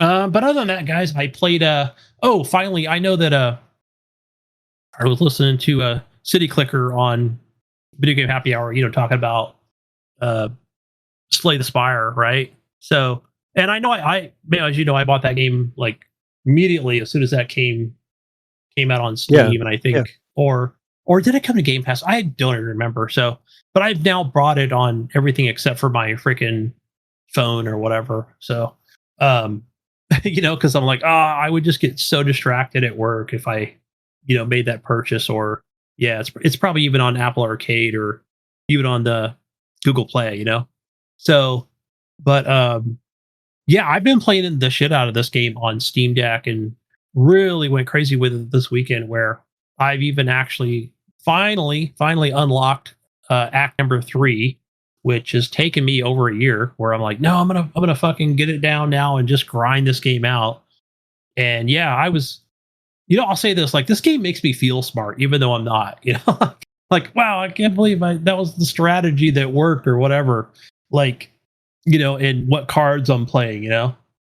So where like I'm getting it now. Like, I'll give an example, like where, like, okay, at the end of each whatever fucking boss fight, whatever you call them, you get gold and you get cards, right? Well, you get a card. And so the last thing you want to do is just keep picking up fucking power cards or whatever strikes, So because you're gonna need block, right? You're gonna eventually, right? You do, that is your kind of your standard deck, right? You're getting like 6 blocks and 6 strikes, and a few other things, other cards you can use, right? So which are included, which are basically like strikes, or like you're, think of it like this, Jesus. How do I explain it? Like, you're like basically casting a spell, right? In a sense, right? Where, like, okay, they're going to be vulnerable or whatever, or applying poison or whatever. So, whatever the word they use in Slay the Spire. So, like, I'm always like, that was my thing, where I always wanted to pick up, like, oh, these are cool cards or whatever. I can use these to do damage on the enemies, So now I've just been playing a little smarter, where, hey, you've got that option. You don't have to pick up those cards or whatever. So, and you get to choose from 3 different cards after each round, right? So, like, and I'm like, all right, so maybe those are not the best. I'll actually just kind of stick with what I have. And at any time, you can, even on a Steam Deck, I think you can just hit right trigger or whatever, or left trigger, look at your whole deck and kind of see, all the cards that are going to be in there, obviously randomly shuffled, right? Sometimes, right? Because not all the time you can actually manipulate that through other cards that you pick up. So, to use other strikes and stuff. So, or blocks, however But I think I've got it down now, where, like, I can do like a regular run or whatever and actually get it to Act number 3. So, getting better and better. So, I guess unlocking more stronger cards. But then again, the enemies are stronger now. So, so freaking loving that game. Is very addictive. So, I'm gonna continue to play that one for as long as I can. So, but that's really all I played. What about you, Mal? Speaking of card games, I played a little bit of Blatro again this week, and I'm determined on that game. Like, I don't know if I'm just bad at poker or what, but like, I cannot beat that game on any kind of hand. And there's like different, like a blue deck, a red deck, and there's all these different decks you can start with and like scenarios. But I just cannot beat this game. Like, I can get down close to like toward the end, but I usually run in across some way to fail. Yeah, I think it's a thinking. It's slow paced. It just, I don't know. I feel like you kind of build a certain way, or you kind of like set your deck up a certain way, and then the next thing you know, the game just kind of counters whatever you're gonna do. I feel like sometimes, and I'm like, I'll just come across that one boss blind that'll be like what I'm super weak against. And the boss blinds you can come up against are random. Like there's ones where like one of the boss blind would be like no diamonds in your hand will count. And you know, and I'll have my deck would be set up with a whole bunch of extra diamonds in my hand, or like in my deck. You know, throughout the process of going, and that's just kind of the way the game led. Like you get these options where like opening packs of cards and stuff like that, and you're like, yo, your better cards would be diamonds or something, and then next thing you know, you got more diamonds in your hand and you're on your deck than anything, and then you get to this boss blind, and it's like, oh yeah, any diamond that doesn't count toward your point total. And you could get something like that, and then if it's later in game, your point total you need to get's really high. So then it cuts out, maybe half of your deck that you can score on. So it makes it really difficult. Or there's another boss blind that has the thing where like all your cards are face down, and so you can't see what you play, what you're gonna pick until you play those cards, and then after that, when it shuffles in new cards, they're all face down all the time. So you're like, you don't know what the cards are. So you're like trying to do like 3 of a kind or straight, or you could set it up where you have like, you can level up your types of hand that you would play. And like you would level up straights or flushes and stuff like that. And then the game would be like, oh, this boss blind is now you can't see your whole deck. Like you just got to pick cards to play. And you're like, and you score so many points that way, and it's so hard.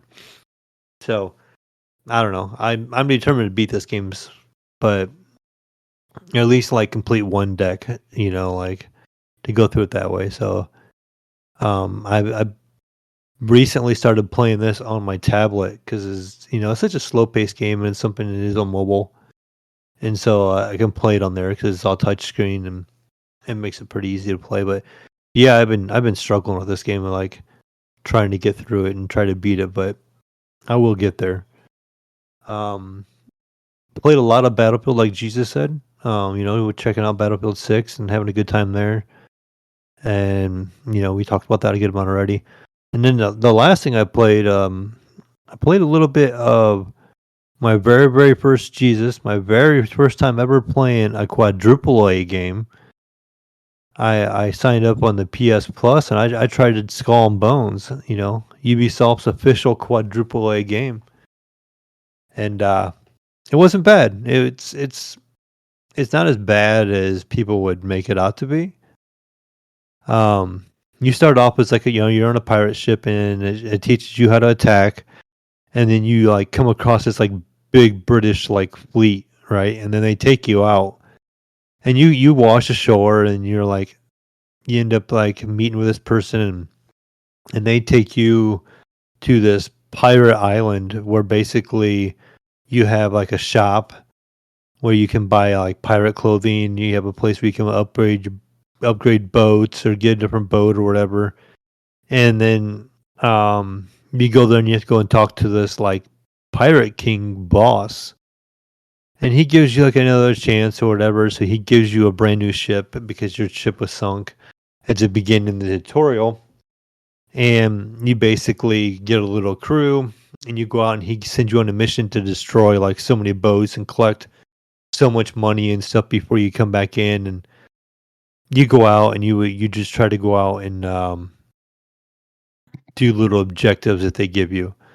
But the game was okay. I mean, it doesn't have the combat like Sea of Thieves, to where it's a lot of ship combat. It's trying to turn your ship around and fire the cannons, and then you got to reload them, and so there's a delay between when you can fire them.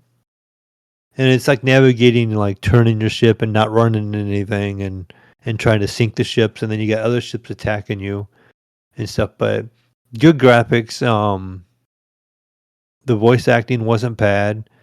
It just, I don't know. It just if it does fall into that some Ubisoft category where like certain scenarios, you just kind of just like when you're in town and you go to the shops, the same kind of menus kind of feel like you would feel in like other Ubisoft games and stuff like that. It feels very familiar, kind of like something like I'm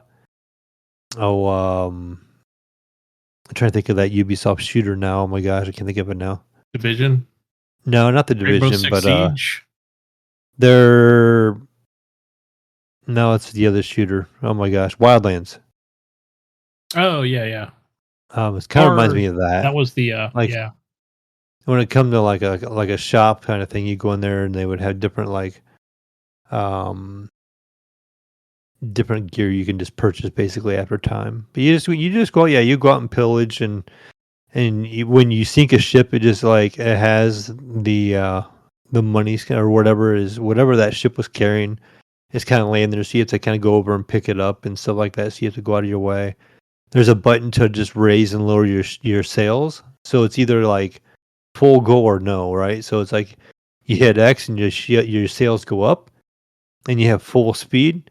And if you hit like circle, it maybe closes at halfway, and then you're a little bit slower, but you're still moving. And then you hit like circle one more time, and then basically you're not moving at all, and you're sitting still, but you can kind of spin. And it just it's just you're fighting other ships, and there's bigger ships than you, and I'm assuming you would probably get a bigger ship down the road, but I didn't stick with it long enough to, like try to pursue any of that stuff. But it's not bad. I mean, definitely not like Sea of Thieves, like I thought it would be, and it's kind of almost gives me a little bit of Black Flag feel, like the little bit I played of like Assassin's Creed Black Flag. Kind Yeah. of gives me that Yeah. feel a little bit, but just a little bit more open world. And the only thing I found annoying about it is, it's another game that it still requires internet. You can kind of play, like without other It's people around. So it's like one of those live service games where you always got to be connected. what's the live service part? Is there actual PvP or is it just you just see them on the island? I think you just see them on the island, but I don't know for sure. I did not run across any PvP. But like I said, I didn't get real far into the game. I did a couple missions in, and that's where I stopped. And I was like, okay, this is okay enough. But it didn't really stand out. But it wasn't like a really a bad game. Like I said, it was enjoyable enough. But there's just too many options to play right now, right? Right. To go back and this is one of them games you would have to play for a while and build your character up and build your boat a little better and stuff like that. So it just, I don't know. I didn't give it that much time. But Do you think you'll go back to it? Like, I might go back to is it. there something that needs to, that maybe they need to add or update that would get you back into it? No, I mean it's just like it's something you just have to be in the mood for. It's almost like a ship combat game. Like if you want to be in them kind of games where you're just sailing around in a ship, and it does look nice. Like the graphics were really good. And you're out there and there's the big waves and you're out there at night and you can see the moon and stuff, and then you can see the little lights of other ships out there in the sea and stuff, and you can kind of guide yourself around and stuff like that. And so that was kind of cool. So it's got kind of a nice feel to it sometimes too. It's like a peaceful feel to it. Like, but then when you're fighting, it's all like chaotic and stuff too. So it's definitely a game I feel like if you were in the mood to play where you just want to kind of sit back and chill, you could. Yeah. Go out and and I think there's some missions that don't involve as much combat either. There's probably some more like exploration type missions. And so you can, you go out and open up new areas or find some new things and, but I think it's something I'll go back and I'll check out again. Okay.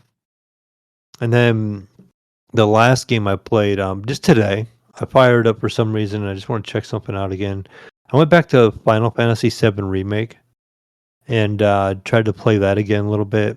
I played that on the PS5, and I'm gonna try to give it a better shot. I tried the demo the one time I think, but now I have PS Plus; it's included in that, and Yes. so I've already made it past the point I played it last time. So I'm gonna give it a little time too, and maybe see if this game will hook me or not, like a long story based game. Me too, man. I do want to. It's funny. Like I played it on PS Plus back on the PS4. I think that's how old this game is. Like it's not super old, but like it still looks stunning. I'm sure even on the PS5. Even though I bought Final Fantasy, what was it, 17? Because it was on sale, and I was like, let me grab it. And then I was going to play that after Death Stranding 2, which is kind of on hold as well. So everything's begging for your time and attention, right? So many good games out there. But yeah, I will. Me too, man. I do want to get back and actually play that game. Yeah, and I was giving a little bit better effort this time around. Like the first time I knew it was a demo, so you like really wasn't like super focused on the things they were teaching you, or like when you're going through the tutorial part of it, you're like worrying about the combo system or something like that so much. You're just like kind of playing through it a little bit. But like this time around, since it wasn't a demo and I'm playing the full game, I'm like, okay, I'm gonna pay a little more attention to it and figure it out. And yeah, it's been good so far. I mean, we'll see if the story can stick me or not. I hear it's really good, and those kind of games are usually. So I'm hoping I'll get involved and get its it'll get my attention, but we'll see. That's about it. Like, been kind of a quiet like week and a half here or whatever, trying to find something to play besides Battlefield. I guess the only thing just a quick hit, go in there and play some Battlefield and then get out. But trying to find something story driven that I haven't played here recently. But that's why I opened up the Final Fantasy. Figured try to give it a shot. Yeah, that's pretty good of mine. I don't know if I asked you, man. Are you into the Resident Evil games at all? Have you completed any? Or I've played different ones. I can't remember the last one I completed. The last one I played was Village, and I didn't complete that one. I played through quite a bit of that. That's the last one I bought. Okay. And I had a good time with that one, but not a big horror type game. So fan. So even though those aren't like crazy scary or nothing like that, but I think 4 was my favorite. Yeah, 4 was really good. Was that the co-op, if I remember correctly? The one, well, I'm thinking the one the GameCube, right? I had where they did the over the shoulder mechanic at the time with the villagers. Oh yeah, yes, when they were kind okay. of crazy. Damn, It's been a while. I'm pretty sure that was 4. But yeah, man, that's pretty much it for me. Right. All right. All right.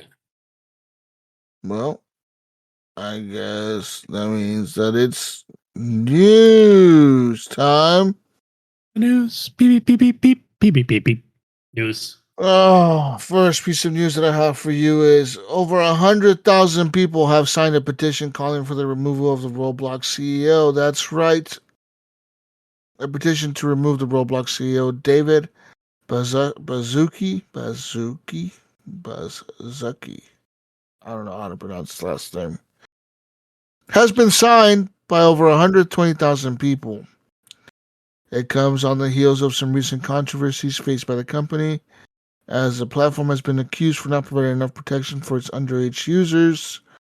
It says here Roblox has an average user base of 85 million daily active users, and over half of them are 16 years old or younger. So there's that.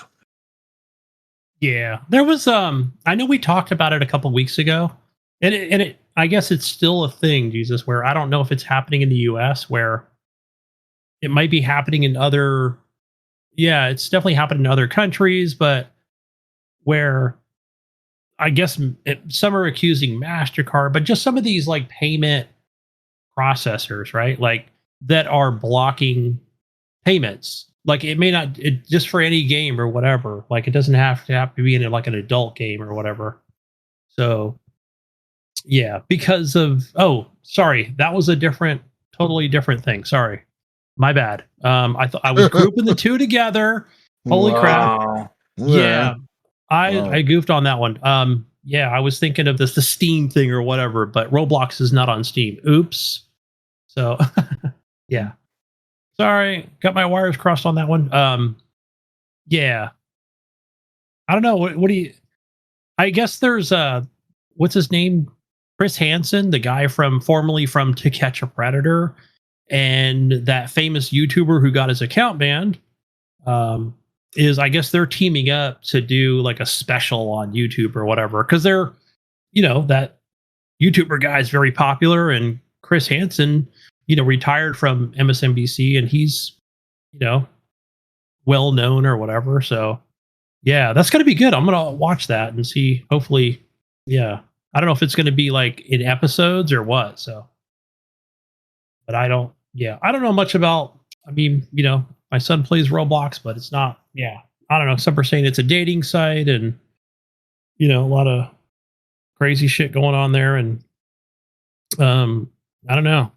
So I'm not ready to chop off the CEO's head here, or anything crazy like that. So, but I will say this, guy. So my son, who's been playing it for years and years, he's 19 now, but he did say something needs to be done. So that's kind of saying something, right? Where there needs to be something in place to protect under 18 more. Yeah, I don't even know what measures they have. I can now. see that. I mean, I don't ever play it, but I feel like the opinion of it I have, it's like such a mixed, like anything goes kind of environment. Like the games can be like knockoffs of like actual games, whatever, because it's content created by other people. Like they can have their own little knockoff, like Call of Duty on there or whatever. But like if that stuff isn't getting monitored, like what the content and the interaction between the kids and the adults that could be on there is, that's probably not getting monitored as well. So right. I mean, I could see it.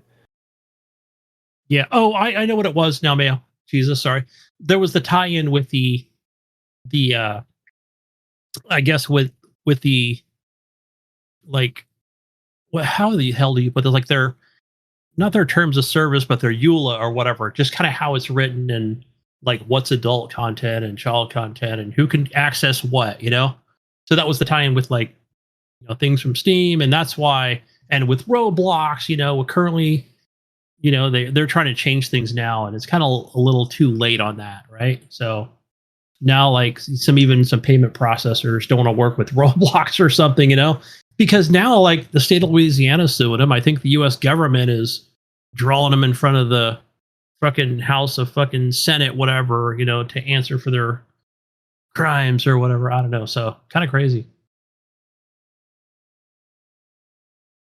We'll see what happens this week. That.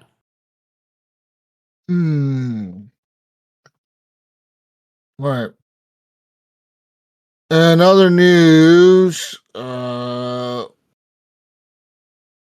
Xbox is hinting at a more affordable cloud gaming plan. That's right. So now, so 2 years ago, we learned, thanks to the FTC, that Microsoft was working on a separate, dedicated version of the Xbox cloud gaming platform. Microsoft Gaming CFO Tim Stewart then hinted a few months later that there could be a free version of the Xbox Cloud Gaming in exchange for ads. But now Microsoft is hinting at making Xbox Cloud Gaming more affordable again. Jason Ronald, Microsoft's VP of Next Gen, has appeared on the company's official Xbox podcast to discuss the Xbox Cloud Gaming. Xbox Play Anywhere and Microsoft's next-gen chip partnership with AMD at the moment. Xbox Cloud Gaming is only a part of the Xbox Game Pass Ultimate, meaning you have to pay $20 a month to get access to xCloud, or $19.99, I guess. But he said, one of the things we see is there's a lot of players who use Game Pass Ultimate to access the cloud, whether that's the primary way they play or an additional way to play on the go. I think for us, it really opens up the opportunity to make it much more affordable and make it more accessible to players, whether that's going into new regions or new ways to actually access the cloud. So, whatever. It's like, this is a weird thing where, again, I have no real interest in the cloud. Like, I'm just not about it at all, but it seems counterproductive, right? That they want to push this, right? Like, as a marketing piece, or even as that they want people to actually use it. But I'm like, I've always wondered, like, why the fuck is it in the highest tier? You know what I mean? Like, of like $20, really? Like, it's in the highest one. You got to have ultimate. Like, it never made maybe it made sense until inflation hit, and then they raised prices or whatever. And then I was like, okay, but I also don't want them to make another subscription, offer or whatever. Like, because I'm like, what? Now we have 4? Like, really? I think that's just going to confuse the hell out of people. Like, wait, which one do I choose? Like, I don't know which one to get. So, yeah, like, I don't know. Maybe it's me, doesn't make but sense. when I think of the word streaming in games, I just don't wanna. Like, I could, and if that would be my only option, I probably wouldn't even play the game. Like, for some reason, I have no desire to use like the Xbox streaming service. Like, that would be the same way with like if Sony had one too, or Steam even had one. Like, to stream a game, I don't know. I'd rather just do it the old-fashioned way, I guess, and just download it and play. Because I just feel like internet connection can be so volatile. It can be up and down sometimes, and you got your lag and you got your whatever, or you're always going to wonder, like, am I really getting the best experience, with the streaming, and Yeah, I pretty always much want I the don't feel like you would. Yeah, like, I know I've done it many times just for the show. If I did not do this podcast, I would not do it, period. Like, I just wouldn't. Like, I'd be like, fuck that. Because I know when I go to play, like, whatever, I don't know, Power Wash Simulator or whatever, and it's like, when I see all these colors like washed out, it's like, no, no, no. I have a gaming PC, I have an Xbox or whatever, the Series S and the X or whatever. Like, I want better visuals. That's what I paid for. You know what I mean? So, yeah, I don't know. Yeah, but I get it. Other people, like, they like it. They're just like, oh, whatever. Just I want to play it remotely. So, PS Portal, right? That's another good example of, hey, well, that's not exactly streaming, right? It kind of is, I No, guess. Well, if you're at ish, home, yeah. it's not. I don't consider it that. But if you're away, that's cool too, right? You can access your library from somewhere else. But yeah, bad example on that one. But anyway, yeah, whatever, Microsoft, you got $10 trillion. I don't know. You can't fucking make it affordable for other people, and yeah, I mean, gotta do throw we ads in it. maybe this is just going to gear toward, like you were saying, like portable gaming for their new little portable console coming out. They'll be like, oh, get the streaming tier so you can stream to your new But Xbox that's good. handheld. I already see it. Like, they're already going to limit it, right? They're going to be like, here's a free version. But guess what? We're still going to lock shit behind some other gate that you can't access, even though we've got ads on this crap, or whatever. So yeah, I can see it already.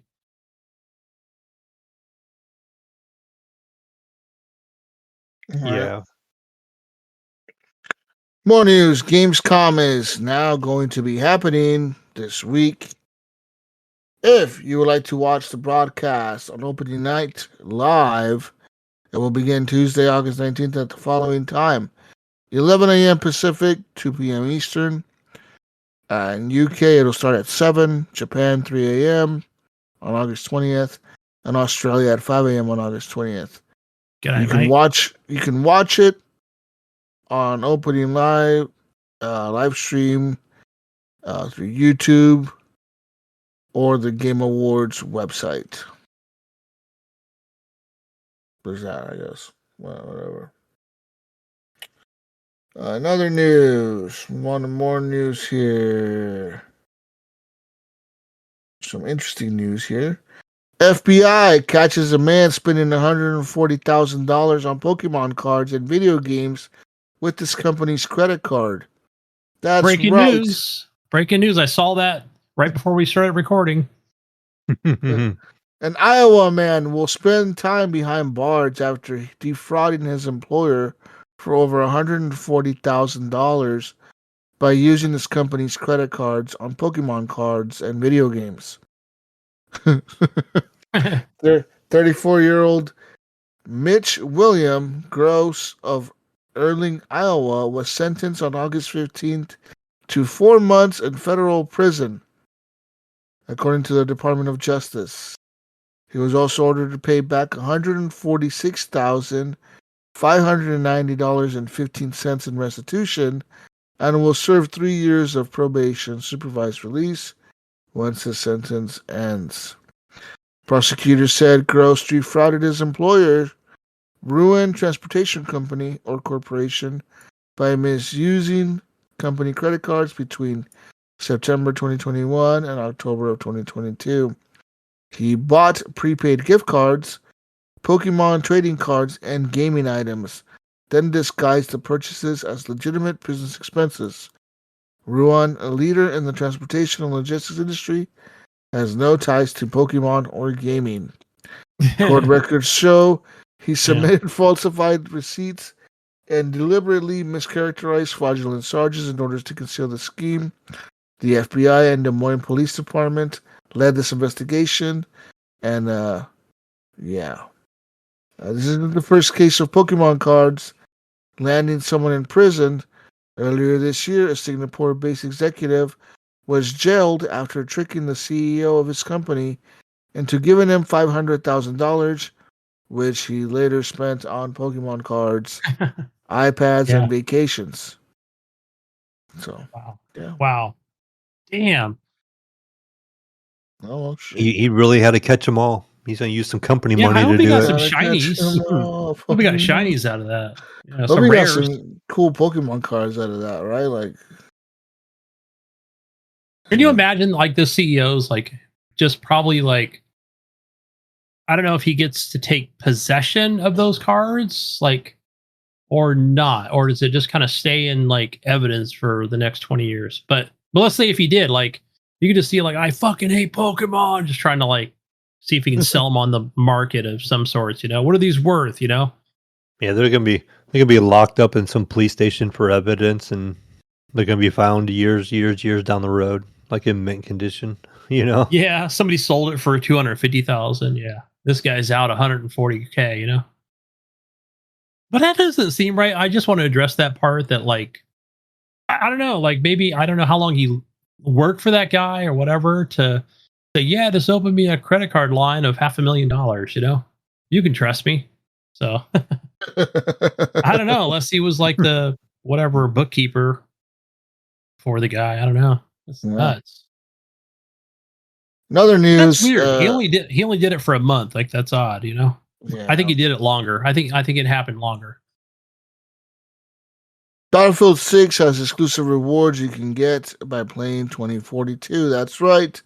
The Battlefield 6 open beta has now officially ended, meaning players will now have to wait until October until they can enjoy Battlefield 6. But Battlefield 2042 just got a big update, Mayo. They got a new map called Iwo Jima. This has a volcano. The volcano actually erupts. Cool shit going on there. And you get 30 exclusive rewards for playing this for free in the new Battle Pass, which ends on October 7th, which is just 3 days before Battlefield 6 comes out. If you would like to unlock all this stuff, just head on over to Battlefield 2042, launch it, play it. You get access to the free Battle Pass mail.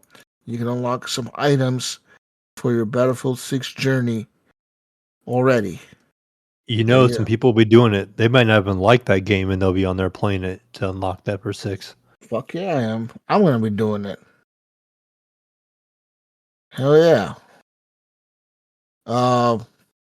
Yeah. I think that's all I have for news. Yeah, we were talking before the show. It's kind of a quiet time for news right now. Right? We were going for a while. Yeah. Yeah. Anyways. What's next, Gunny? I think that's pretty much it. Yeah.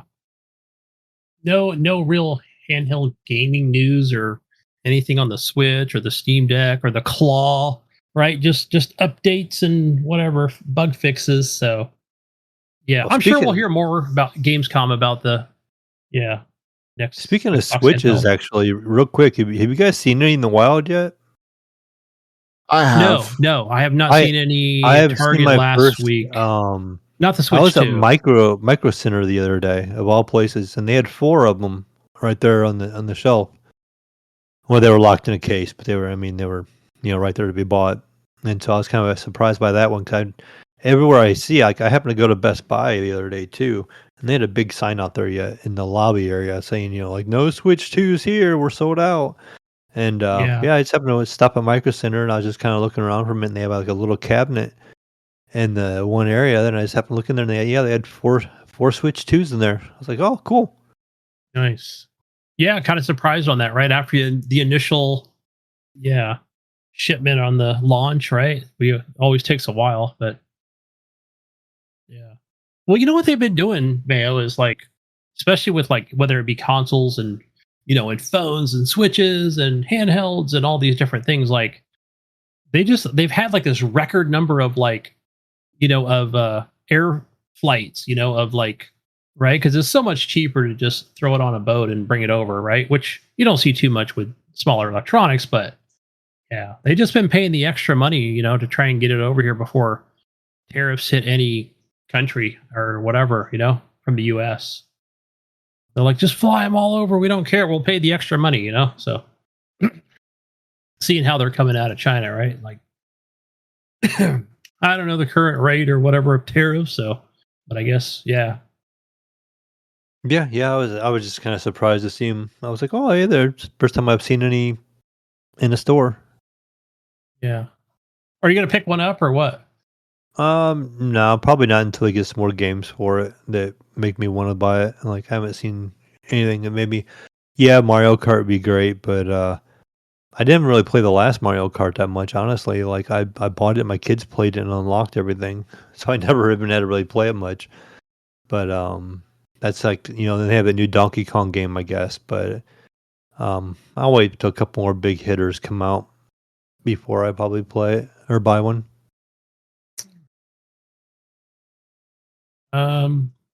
Yeah. Oh, the only thing else, Jesus, was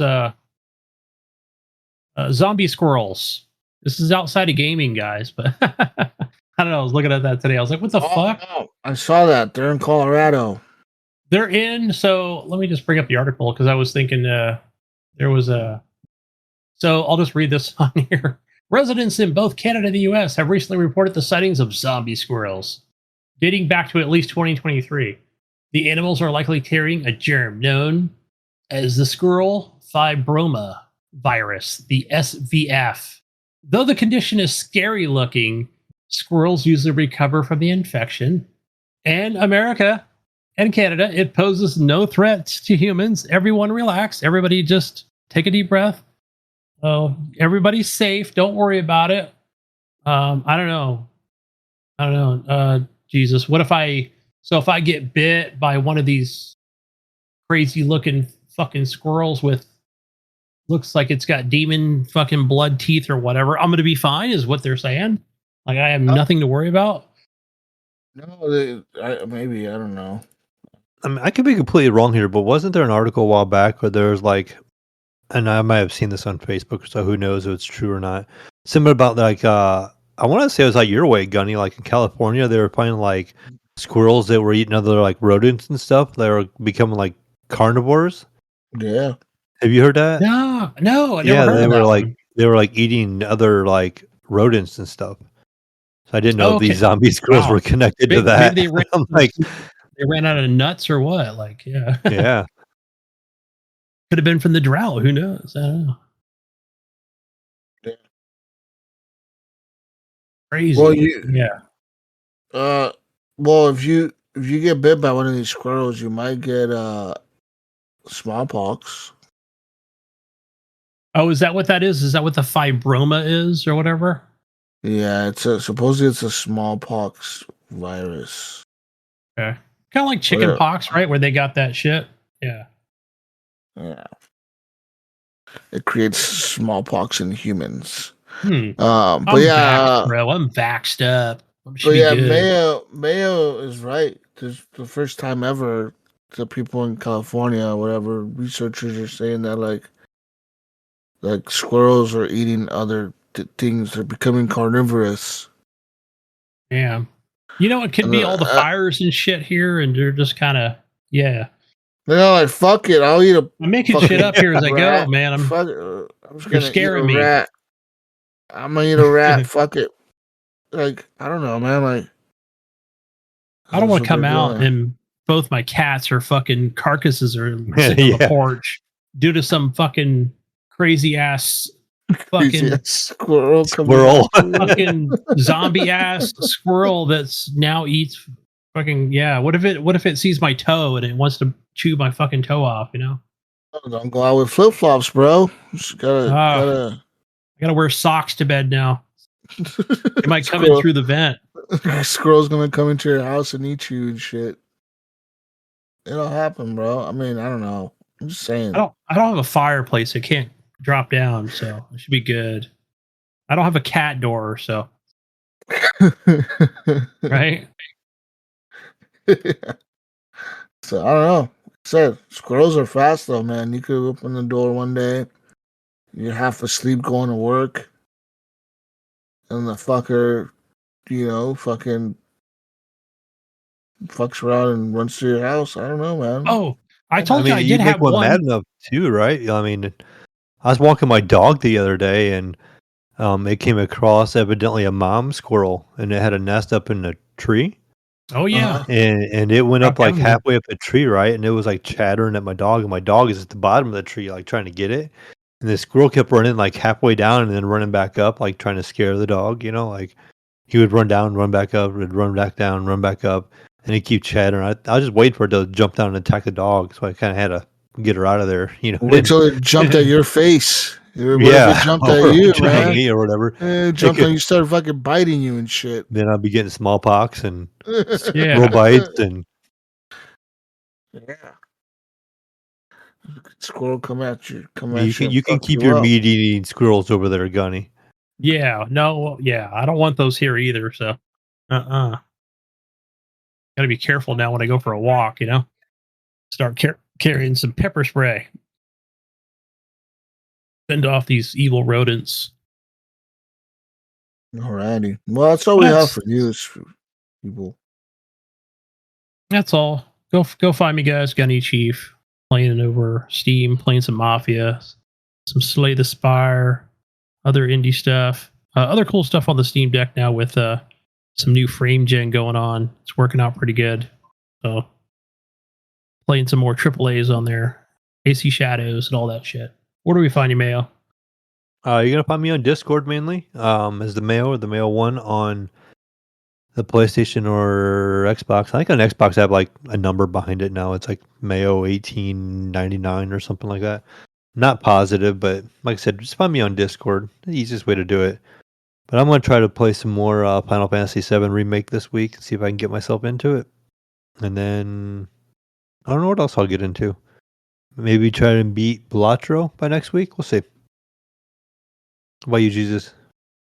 Right, man. Everything that Jesus walks out, I'll be playing. I don't know. Death Stranding, Battlefield 2042, whatever the fuck else I find.